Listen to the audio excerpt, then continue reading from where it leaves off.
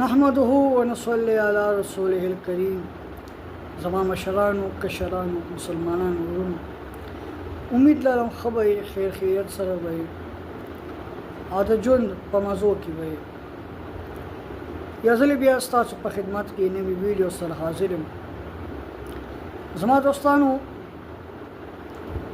د ویډیو سټارټ کېدو نه مخکې دا یو خبره کول غواړم. که لاسونه نه ماتېږي او د لاسونو ګوتې نه ماتېږي، زه اجتماعي دعا کوم. ډېر اجتماعي دعاګانې الحمدلله ما کړي دي، خو زما په کمنټ کې امین چا نه دی لیکلی.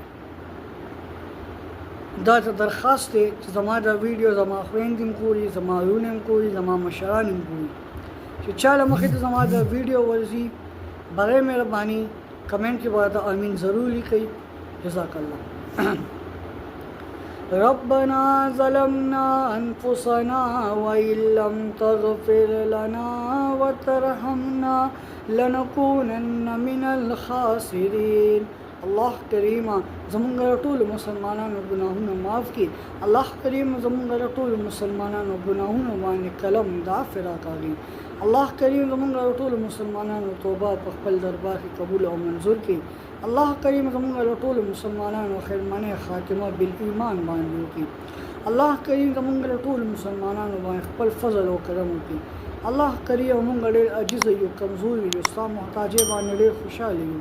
الله د مخلوق د محتاجۍ نه پامن کې وساتي. الله کریم د فلسطین او غیبی مدد وکړي. الله کریم نن چې نبی علیه الصلاۃ والسلام امت ډېر پریشان دي، الله کریم دغه امت پریشانو سره مخ دی. الله کریم تا باندې خپل خو حبیب جناب محمد رسول الله صلی الله علیه وسلم ډېر ګران دي. هغه د امت چې کوم څومره پریشانیان دي، الله کریم په خوشحالو باندې بدل کړي. الله څومره بیماران دي، هسپتالونو کې کورونو کې بیمار پراته دي، الله صحیح بارت د پای ولا شفای کامله ور نصیب کړي. الله کریم زمونږ ټول نه راضي شي. الله چا باندې قرضونه الله د قرض نه خلاص کړي. الله کوم مسلمانانو سم مشکلات الله هغه ته آسان کړي. الله کریم چا باندې قرضونه الله د قرض نه خلاص کړي. الله کریم ټول مسلمانانو قبر د عذاب نه پامن کې وساتي. الله موږ ټول مسلمانان سلو میاشتو لپاره قبول کړي او الله کریم ځن کدن په وخت کې مدازیمه کلمه را نصیب کړي چې لا اله الا الله محمد رسول الله وصلی الله تعالی علی خیر خلقه محمد وآله وصحابه اجمعین. اللهم ربنا آتنا في الدنيا حسنه وفي الآخرة حسنه وقنا عذاب النار وقنا عذاب القبر وقنا عذاب الحشر وقنا عذاب الميزان برحمتك يا ارحم الراحمين.